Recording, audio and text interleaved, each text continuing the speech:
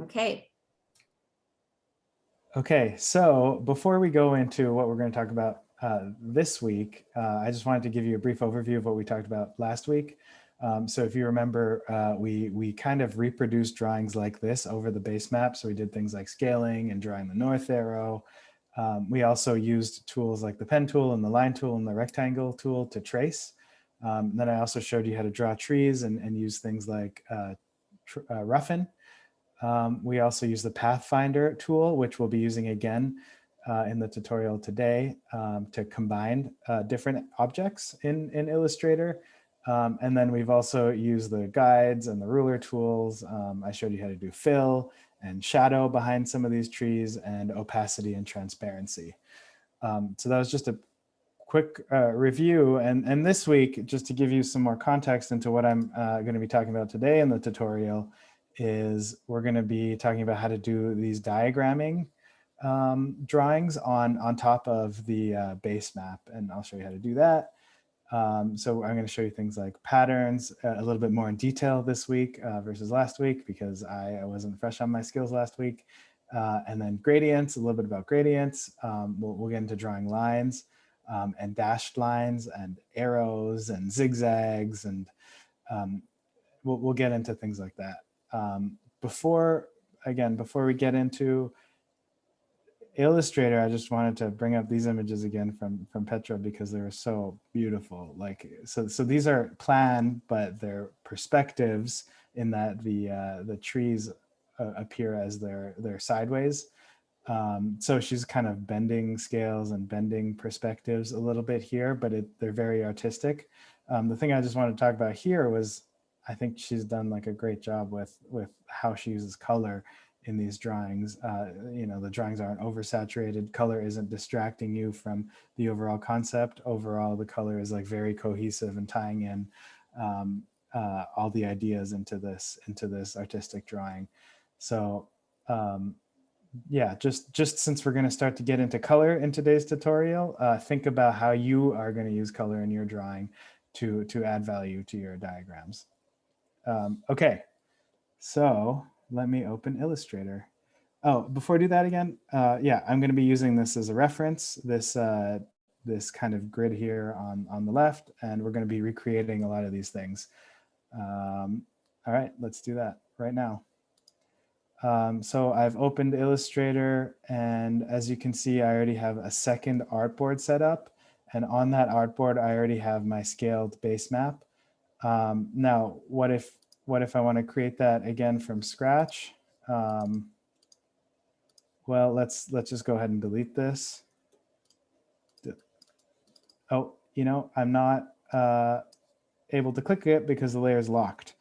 So I have to unlock my base map layer. Let's delete this. Let's go ahead and duplicate my first artboard. So I'm going to do that by holding down Alt. I clicked Artboard here in the toolbar on the left. I hold down Alt or Option on a Mac, and I drag my drawing down to duplicate the artboard. So as you can see, when you drag and duplicate artboards, you also get everything within that artboard duplicated. I just go ahead and delete that. Just delete it all. You don't really need it. I'll delete everything except the base map. So I'm going to highlight everything, and then I'm going to hold down Shift and select the base map. That unselects the base map, and I'm going to hit delete. So now all I have left here is the base map.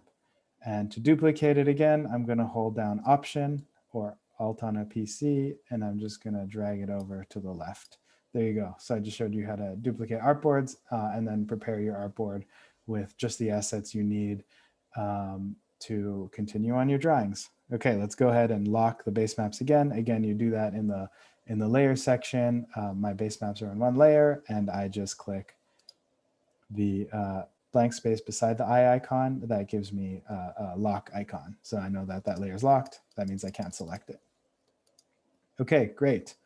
So now let's start drawing these patterns.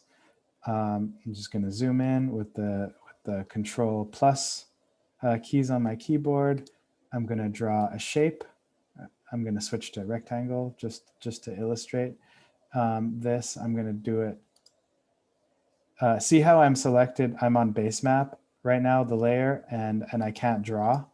Well, that's because I need to be on a different layer to then start drawing. So I'm going to go onto a different layer. Let's go on to just something else for now. You might want to create a new layer as you start drawing these things. I'm just going to draw them in lines for now. And as you can see, I can draw a rectangle now since I'm on an unlocked layer. So I drew a rectangle, I held down Shift to make sure that it was a perfect square, and now I want to apply a pattern to it.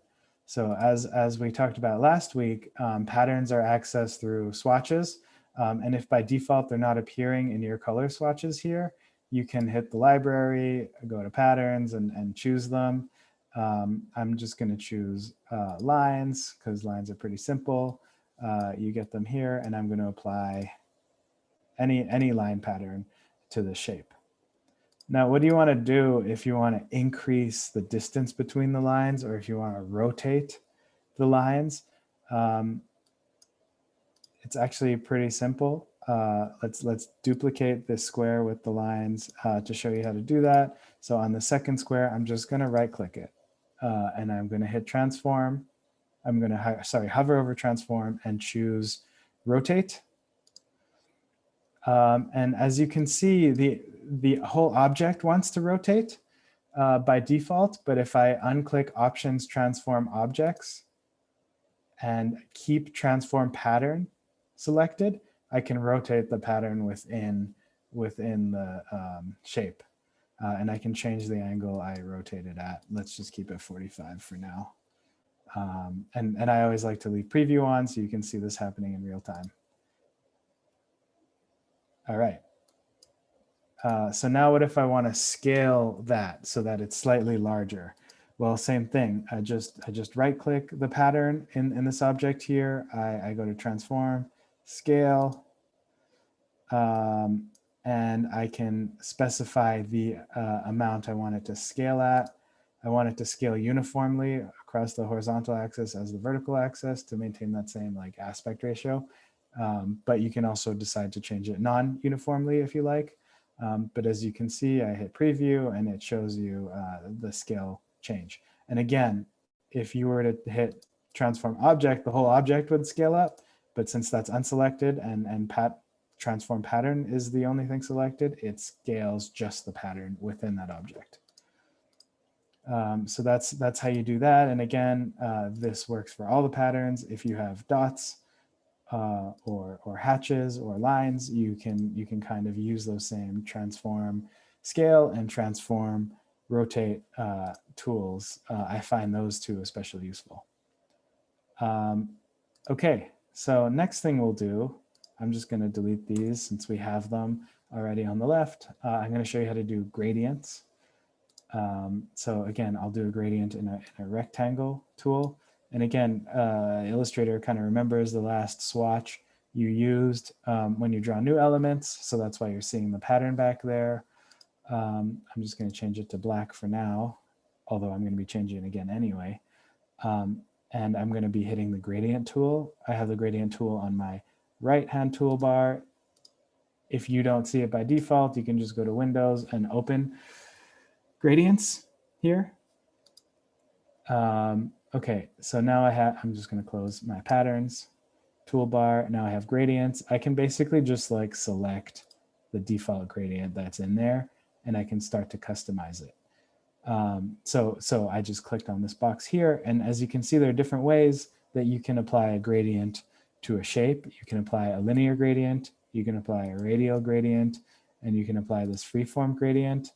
Play with them kind of on your own. I'm going to show you how to do the linear gradient first.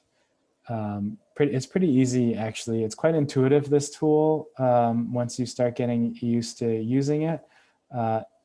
So I have the linear gradient selected. And as you can see from left to right, there's a change in color from white to this like light gray.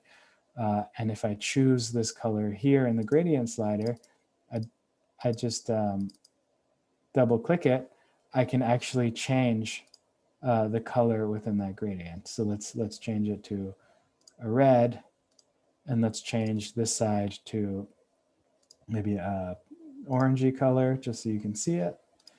And then if you want to actually add a new color in the middle, you can double click the gradient slider in the middle and add a new color in there. See how I did that? I just double clicked. Not on the gradient line, but in between the existing gradient lines. If I wanted to add a different color in between, first actually let me change my middle color. Let's change that to yellow. So you can see now how I have like a 3 gradient color. And if you want to get rid of one of the colors, you just click on it and drag it out, drag it just down, and that gets rid of it. Okay, and you can add kind of as many colors as you want, but again, be careful when you use colors.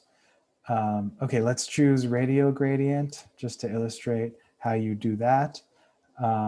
Radial Gradient is interesting because it chooses a point in the drawing and it sets out the colors from there. And you can actually manipulate this within the image itself. It gives you this kind of radial drawing here, and you can kind of click anywhere you want and kind of manipulate that within the circle. And again, it only changes within kind of the highlighted hatched line you have selected here. It's a little bit harder to communicate unless you're actually using it and playing with it. So I'm just going to encourage you to play with it on your own and you're going to figure out how to use it. But I just wanted to show you that this is a feature in Radial Gradient. And again, just like linear gradient, you can change it, the colors, and then you can change where the colors kind of start and end within that specified circle there. And then in Freeform Gradient, same thing. It's just as intuitive. You'll see these little circles on the corners. You can kind of drag them and drop them wherever you want, and then play with the gradients that way. And there's multiple things you can click and play with, like the radius of the circle. If you increase the radius of the circle, the more intense that color within the circle becomes. So anyway, play with that on your own.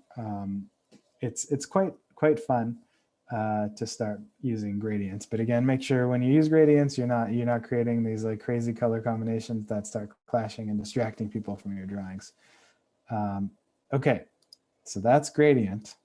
And for gradients, patterns, and really any shape that has a fill or even has a transparent fill, you can always have outlines on these shapes. You can increase the outline by taking the stroke weights, just like that. So let's delete this and let's talk about one more thing related to shapes, fills, and outlines. And that is, let's try and create a shape with an outline that is dashed, like this image here. Okay, so let's delete that. Let's just draw a new shape. As you can see, because I had this selected and copied and pasted, Illustrator remembered what the fill and the stroke was that I had selected. But let's just start by default, and maybe the best way is deleting that, copying, pasting kind of this gradient pattern here, and I'm just gonna change the pattern into just a full color, like light blue. I'm going to change the opacity of the color to just 30%, and I did that in the appearance toolbar. So any object you have has these appearances acting on the object. And again, you can get appearances by opening up the Windows toolbar and then choosing appearances. If you don't see it by default, it's here. Okay, so I just changed the opacity of the appearance, but not the outline color. As you can see, the outline is fully there still. Let's change the stroke width so you can see the outline a little bit better. There you go. And now what we're going to do is actually change the stroke so that you see a dashed line. And this is quite easy.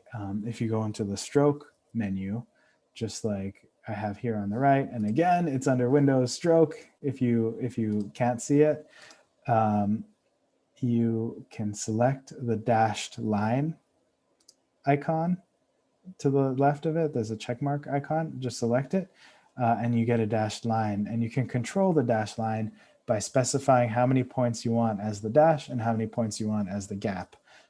So let's just alter it a little bit just to illustrate how you do this. You can change the dash to 8 and the gap to 8. And as you can see, this dashed line around the edge changes. I'm just going to unselect it so you can see that. So that's pretty interesting. This is kind of useful if you want to like draw attention to a certain area of your drawing. For example, I'm just going to decrease the line weight a little bit. If you want to draw attention to one of your drawings in this like selected area, you can highlight it like that and then put a little call out, like a little line with text next to it, and kind of identify what's going on in this area. Okay, so that's pretty straightforward. You might not see this dashed line section or the sections below it by default under the stroke menu, and if you don't, you can just click the three lines that occur on the far right hand side of the stroke menu and go to hide options or show options. That kind of shows you all the options you have within stroke. Okay, let's delete that. Now, since we're in stroke, we're going to be drawing some more of these lines. Let me just go back to Miro for a sec. As you can see, they use these stroke lines here, these dash lines to illustrate different movement patterns. They want to identify vehicular circulation with the heaviest red line, and then these hatch lines to mean pedestrian circulation, and then use different color and stroke thickness to mean different levels of circulation, like heavy versus light. And then in this drawing here on the right, they use these dashed lines to indicate different seasons for pedestrian circulation in this drawing. So you definitely want to be familiar with how to use these lines and how to change the dashes and the stroke widths and all that to indicate, to give basically a hierarchy of flow. So let's go back into Illustrator and I'll show you how to do that. Okay, so let's start with the pen tool and just click one side, and I'm just going to draw a straight line. I'm going to hold down Shift so I know 100% it's straight, and I'm going to hit V to get the selection tool again. And if I zoom in a little bit, I can see that I have a dash line by default because Illustrator remembers my settings that I have here. If I want to get rid of the dash line, I just hit dash line again. Whoops, I have to have my image selected first. I hit the check mark next to the dash line, and that gets rid of my dashed line here on the left. And I just have my single line. Now let's bring the dash line back. And again, let's customize it so that it looks a little bit more like this dashed line, the red one on the left bottom here. So first of all, I'm going to increase the stroke width so it's a little more bold. I'm going to make it even more bold than the one on the left just so you can see it a little bit better. And one of the differences is that the gaps between these lines are a little bit narrower on the example on the left. So I'm just going to change that to 4 for a gap under dash line, change it to 4, hit enter, and that morphs the line into something more similar, again, just exaggerated to my red line here. As you can see, there's like a little bit of a blue line right through this, and that's because I have, if I just zoom in a little bit, you might be able to see it sometimes and you might not be able to see it other times. And that's just because I have fill selected here on the left. Even though this line is perfectly straight, Illustrator is just kind of putting that line there sometimes. So I'm just going to remove the fill to transparent, change the fill to transparent rather, and then that blue line disappears. Okay, so that's that. And now if you notice, the arrows I had on the left, they had arrowheads on them, and you can also manage arrowheads in Illustrator under dash line. They have arrowheads. Because I drew this line from left to right, on the right hand side, I can specify an arrowhead. Let's just choose that one for now, and I can change the scale of the arrowhead. I'm going to change it to 20% of the what Illustrator thinks of the arrow size should be. And then just to illustrate my point here, I'm going to put a second arrow on the other side. Let's make that a little bit bigger so you can see the difference. I'm going to change that to 40%.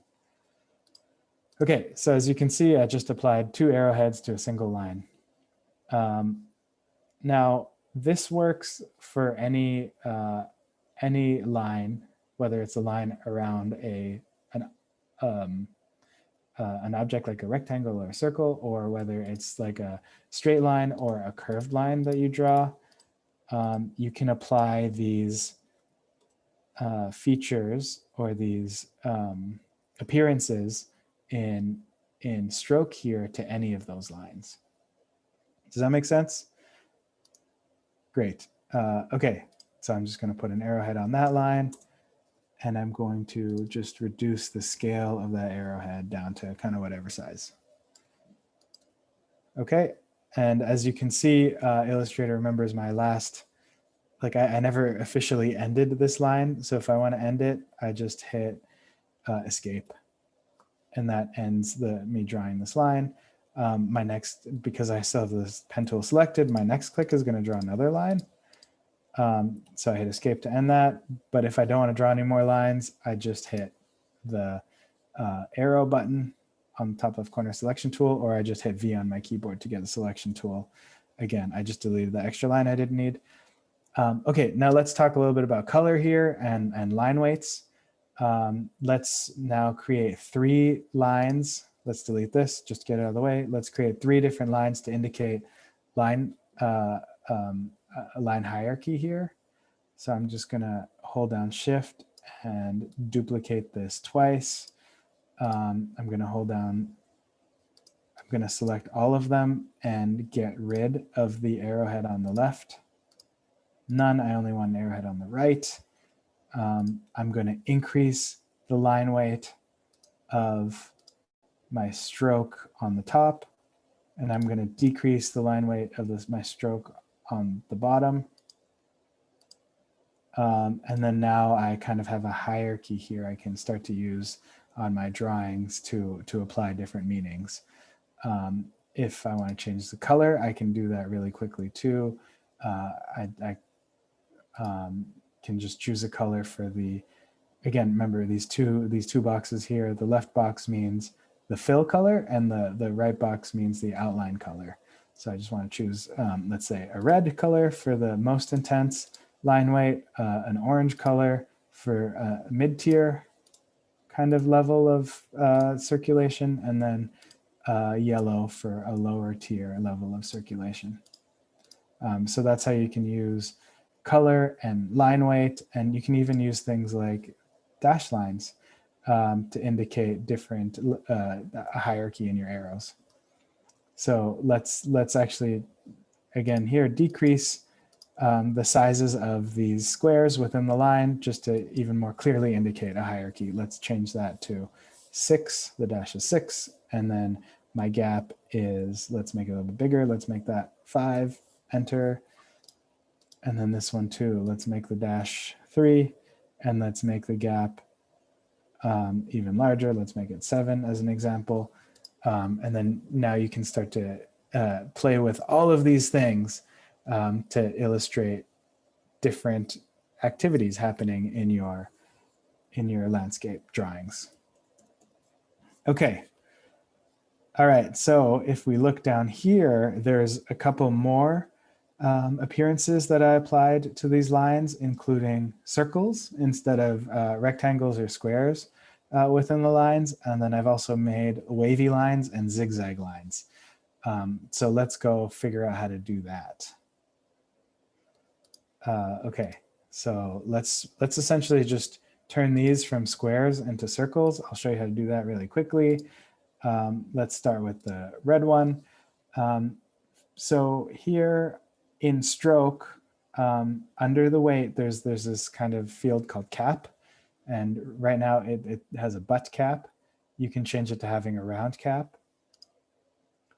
See what that's done? It's kind of put a rounded edge around the end of all the caps. But what it's also done is it's kind of made all the dashes merge into each other. So we need to either increase the gap or decrease the dash. Let's start by decreasing the dash. Let's make the dash 1. See what happens? Okay, so we need to also increase the gap. Let's make the gap 10. There you go. So now I kind of have this this line. And if you see that the circles are a little bit wider than they are taller, that's because they have a 1 point width applied to them. I can even change that to 0. And now I have perfect circles to make up my first line here. So let's do that again. Let's make my dash 0. Let's make my gap, make this even larger. Let's make that 11. But see, I don't have rounded cap selected yet. I only have butt cap selected. So what that's done is kind of created this like line of really thin lines. So if I select that line again and I hit round cap, that then rounds kind of all the lines I have within that line here. Okay, so now I'm going to do that one more time. I'm going to select round cap. I'm going to increase the gap to 15 this time. And if I don't decrease the gap to 0, sorry, the dash to 0, my lines have kind of a wider appearance to the dots. So let's select it again and turn that to 0. You can kind of decide how you want your lines to appear. That's kind of up to you. And I actually like it with a slightly wider dash. And I probably want to apply that to all of them. But again, you can play with it on your own and figure out what combination works best. Okay, so let's delete all those now. I'm just going to zoom out. Let's figure out how to make these wave shapes and the zigzag shape. And it's actually the same tool that we use to apply to both. So let's start by drawing just a line. So I'm using the pen tool. I click on my artboard and I click again. I get a line. I hit escape and I zoom in. Let's forget about using dashes right now. Let's just like apply this to a straight line. But you know, for now we can keep the round cap on. So see how my line has rounded caps. If I turn it, or if I go to butt cap instead, the lines end at kind of the first point and the last point. But let's keep round cap on for now. It's kind of fun. I'm just hitting selection tool so that I'm getting out of line tool. Let's go to effect, distort transform, zigzag. So what zigzag lets me do is, you know, create these zigzags. I can choose to have corner zigzags like this, or I can choose to have zigzags that are smooth ends, which make it look more like waves. So let's start with corner. Let's play with other options like the size of the wavelengths. So as you can see, it gets more jagged as I increase the size. And then the number of segments. So I can kind of increase the number of segments radically, or, you know, again, figure out what works best for your drawing. I like to keep things relatively mute overall. So that works. And again, you can keep preview on so you can change these parameters while you see what's happening with your line. Okay, hit OK. And again, on the zigzags, as you can on any line that have ends, you can apply arrowheads. So I just applied an arrowhead to this zigzag line here, and I'm going to just scale it down so it better fits the scale of the drawing. And you can decide what that means for you. Okay, next line, let's do a wave. Let's use the pen tool, kind of draw. Let's start with a straight line. Hit hit enter to finish or escape. Either way, it works. Go to effect, distort transform, zigzag, wave is applied by clicking smooth. And again, you can change things like the wave size and the number of ridge segments. I think that works for now as an example. And then you're done. Did you want? Continue. Okay, great. Yeah, just to put images in your mind, to Nadia's point, see how they used these lines to mean noise. They use the waves. You can do things like that. And I think she has even more examples up on CourseLink too. Okay, so that's how you do the soft waves and the zigzag lines. There is one more kind of line example I want to show you, or arrow example, and that's these arrows up here. Arrows like this are often used to indicate things like wind. So if you want to do like a wind assessment on your site, you can use these arrows to illustrate that. So I'm just going to start again with the pen tool, and I'm going to just actually not a pen tool. Let's start with the curve tool. It's also a pen tool, but it's just the curve. It has curve set by default. I'm just going to draw a line, hit enter, hit escape to finish the line. I'll go back to the selection tool. I have this line here, and under stroke, I can actually change the profile to one of these preset options I have here. I'm going to choose that for now. I'm going to increase the line width. And suddenly you see how I have these kind of thicker wavy lines. I'm going to apply an arrowhead now to that to mean directionality. And I'm going to just change the size to 20% because it's probably more appropriate for this size. And I'm just going to draw kind of a couple more of these lines to indicate wind pattern. Hit enter or hit escape to finish. Do it again. Hit escape to finish. And then now see for these two lines here, I can actually select both of them, the two narrow ones, and hit I. I gives me the eyedropper tool. And the eyedropper tool, what it does, see how it has a little like eyedropper? That lets me like suck up the style or the appearance that this one, the line I have highlighted right now has. So because I have these two lines on the outside selected, and then I hit I to get the eyedropper tool, and now I click that line that's highlighted red, the appearance is applied. It doesn't take everything. It just took the weight. So I can change the profile here, and then I can add the arrowheads again in the stroke section. Again, I need to scale those down. Let's say 20% for now. And again, you can play with your lines, play with the points in your lines, as always, in Illustrator. Okay, and you'll figure out what works best for you. Okay, so that's that. So I've shown you so many different ways to draw lines and to indicate movement using different lines and arrows.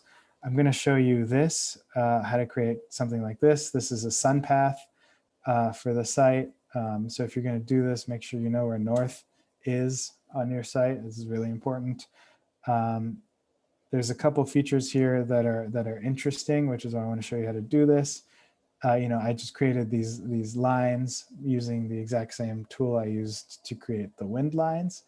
But I'm going to show you how to create kind of this half circle here, because you're not going to need full circles. And I'm going to show you how to create more complicated images like the sun. Okay, first let's start with the half moon or the orbit of the sun. I'm just going to go into Eclipse tool, and I'm going to draw. I'm just going to scroll over and draw on this artboard a circle, and I'm going to hit escape to finish. I'm going to hit A, because what A gives me again is the direct selection tool versus V, which gives me the selection tool. And again, the difference between direct selection, so I have V to get the selection tool, that makes me like move my whole image or my whole object. But if I hit A to give me a direct selection tool, I can select just the individual points in that object. And again, I want a half circle, so I want to select the point on the bottom and delete that. And now I only get a half circle here. So that's kind of interesting way to create these half shapes. Okay, now let's draw the sun. I'm going to use the ellipse tool for the sun. I'm just going to draw a circle, and I'm going to fill the circle with yellow. You can decide what yellow you want to use. So that's the sun. And now I want to draw the rays around the sun. So to do that, I'm going to use the star tool. And the star tool is really interesting. I have it selected right now. Again, star tool is found from the same shape folder of tools under like rectangle, ellipse, polygon. You can choose star too. Once I have star selected, I can just click anywhere, and Illustrator gives me a menu now where I can specify the radius 1, which is the inner radius, and then radius 2, which is the outer radius, and the number of points I want on that shape. So let's actually start with something really simple. Let's just draw a plain old star that you can imagine with 5 points. Let's make radius 1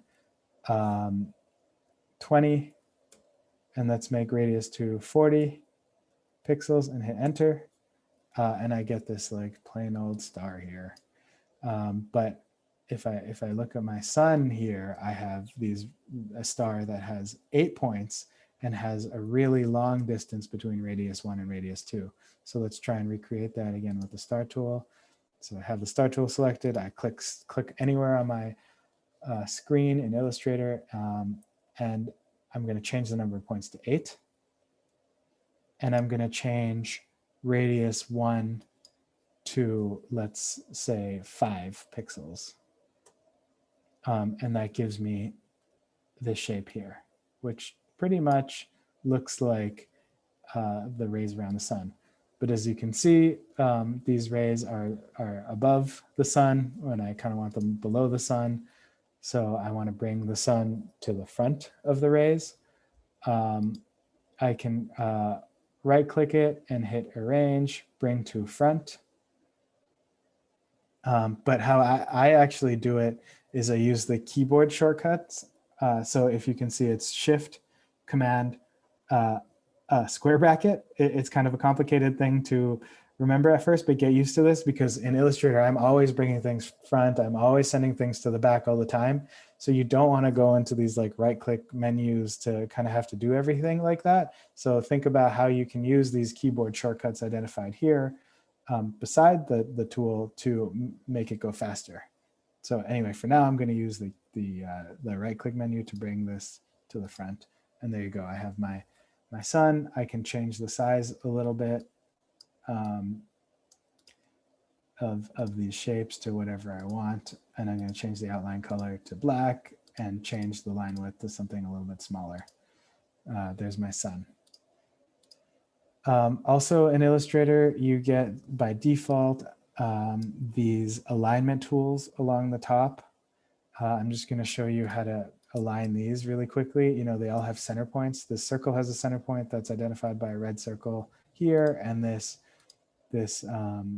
star has a center point. It's not visible right now, but if I wanted to align these, I can align them using these icons up here. And if I don't really know what each of these icons mean, if I just hover over one, it tells me what it does. So this one does horizontal align to center, which I think I want that. So I click that and it does a horizontal alignment to center. Now, this align to section thing here does something a little bit funny. I always have it either selected to align to section or align to key object, because that lets me control where it aligns to.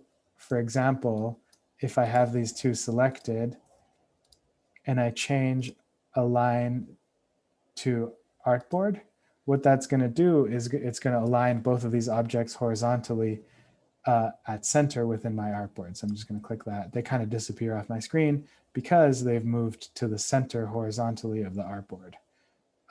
So I don't want to do that. I want to align to key objects.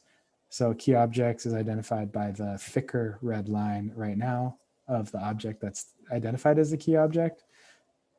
Because these two are the only things selected. I see that they're not aligned vertically, but they are aligned horizontally. So I'm going to find the tool here in alignment that helps me align these things vertically. Okay, so I click that, and there you go. I have these two shapes that are now aligned horizontally and vertically. And if I zoom in, there's still two shapes. What if I want to turn them into one shape? I'm going to use the Pathfinder tool. And again, to get the Pathfinder tool, if you don't have it open by default, you can go into Windows and find Pathfinder. Select it, and then it'll give you a tool that looks like this. And then I can use Pathfinder tool to unite these two objects to make them one shape.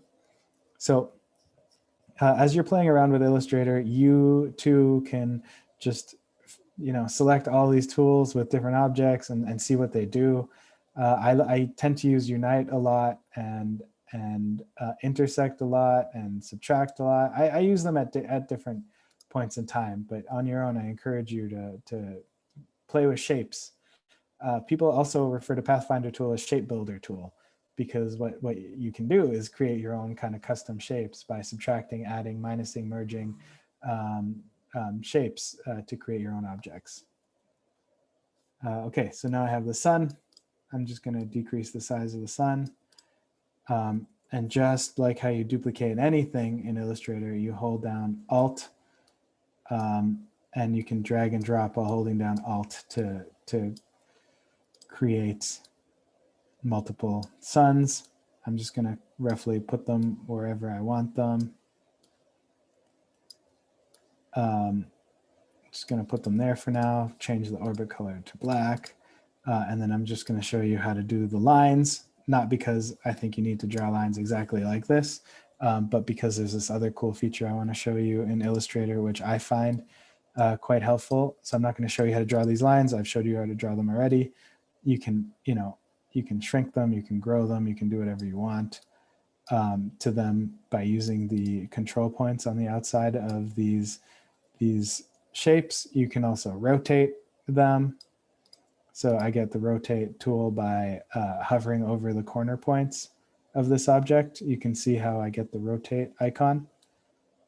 If I click and drag, once I have the rotate icon, I can specify rotation. I'm going to make these images a little bit smaller. What I'm also going to do is show you how to just flip this or reflect it. So I'm going to duplicate it, hold down Option, send it over here, go to Object, Transform, Reflect. I want to reflect it vertically. I want to transform the object. This is all good. And previewing helps me see what I'm doing. I hit OK. And then here I can duplicate this arrow. Option, hold down Option to duplicate it. I can rotate it. Great. And I hold down Option to duplicate it again and bring it to this side. But I want it to reflect it again. So I go to Object, Transform, Reflect. Okay, there we go. So it's symmetrical.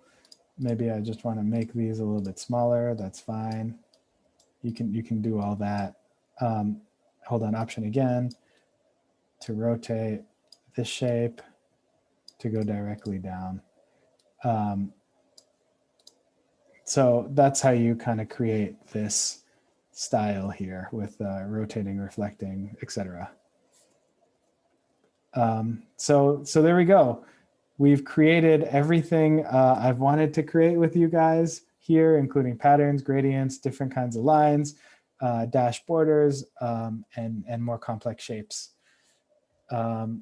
There's one more thing I want to show you how to do too is how to get these out of Illustrator.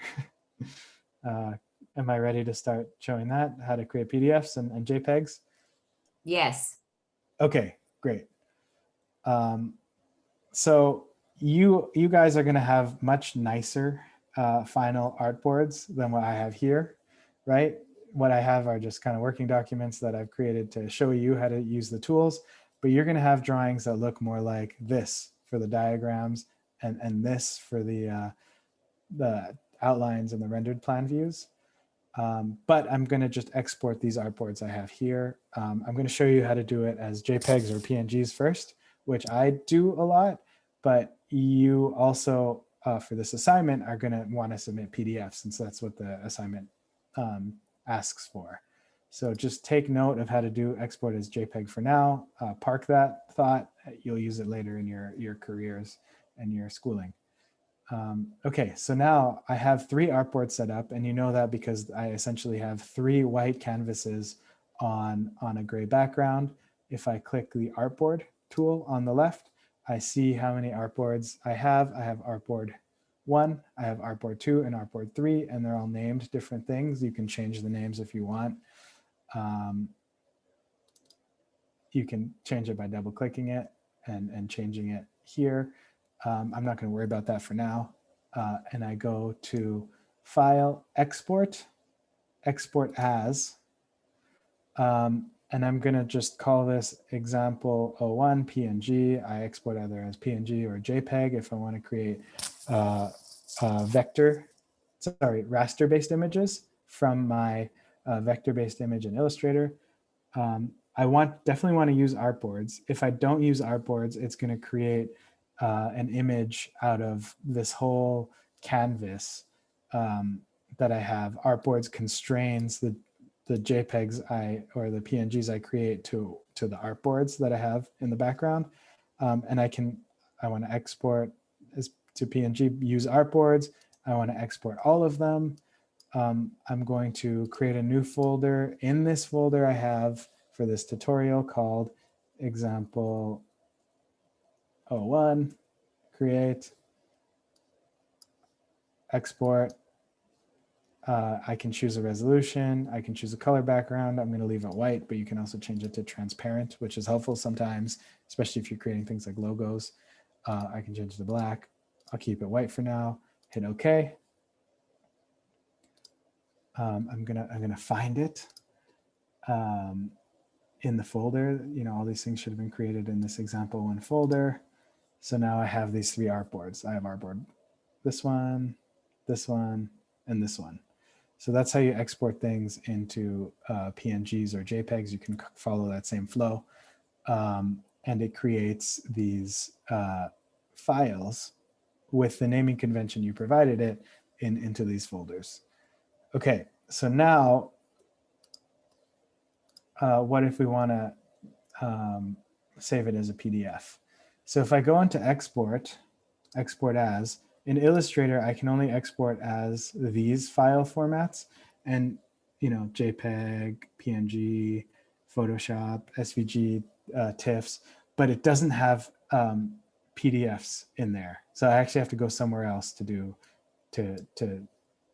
bring it into a PDFs, and it's not the export tool because what PDFs, a lot of them are set up is they're kind of using the vectors that Illustrator creates. I don't know totally how it works.